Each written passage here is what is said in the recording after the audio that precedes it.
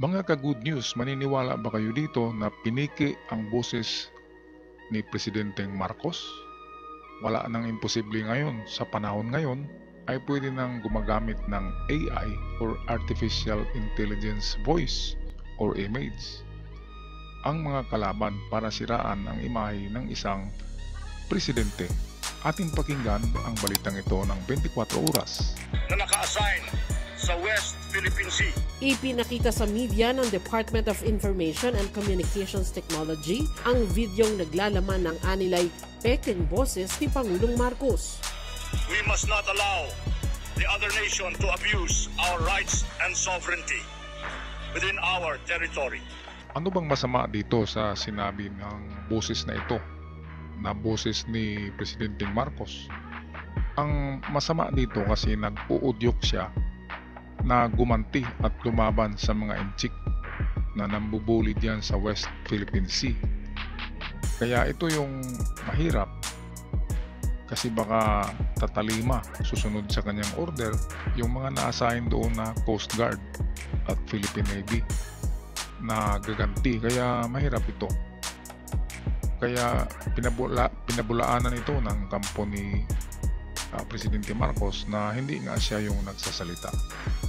Kaya kung sino man ang gumawa nito, ito'y kalaban ng Pilipinas. Balik tayo sa video. Kabilang din sa binanggit ng peking boses ang senaryo ng pagsalakay ng China sa teritoryo ng Pilipinas at ang umano'y utos na gumanti sa China kung kinakailangan para matigil ang pambubuli. Pagdidiin ng DICT, hindi si Pangulong Marcos ang nagsasalita. Anito, posibleng gumamit ng artificial intelligence para makopya ang boses ng Pangulo. In this administration, this is the first time that the voice of the president was copied to make a policy statement. Ang susunod nito ay hindi na boses, pwede ng mukha. Yung apps na tinatawag na deepfake ay pwedeng kukopyahin ang itsura ng tao. Kukuha lang ng modelo na kasing laki ng tao at i-manipulate na doon, i-program sa computer ang itsura ng kukopyahin na tao. Halimbawa, si Putin, sumasayaw si Putin. Hindi naman totoong sumasayaw si Putin ng mga comedy dance. Pero meron yan sa TikTok. Yan ay produkto ng deepfake application. Ngayon, ang boses ay pwede rin kopyahin ang boses. Hindi na kailangan si Willie Nepomuceno dito. Si Willie Nepomuceno, ayun yung taong merong talent na kumopya ng mga boses ng mga tao. Pero dito sa technology, sa computer, sa AI, ay magkukopya na ang boses kahit sinong tao. Kaya napakadelikado ng ng panahon na ito dahil sa mga AI, pati mukha ay makukopya na. We immediately asked YouTube to take it down and they did. Tinawag naman itong deepfake video ng palasyo. Ginamit lang yung boses ng Pangulo at ginawa siya ng script para ilapat doon sa video na mukhang siya mismo ang nagsasalita. We appeal to the public to be more discerning and vigilant pagdating sa mga balita.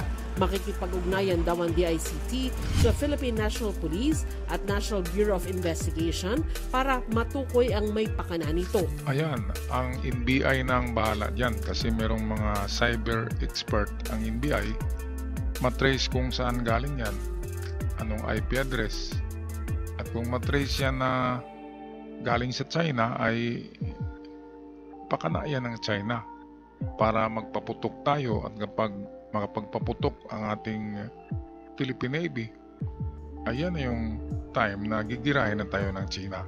Ibig sabihin, China lang ang nagmanipulate ng lahat ng ito. Kaya nakakatakot, nakukopyahin ang boses ng presidente at susunod niyan ay mukha na. Baka magkaroon ng giyera dahil lamang sa artificial intelligence. Kaya yan, mga good news.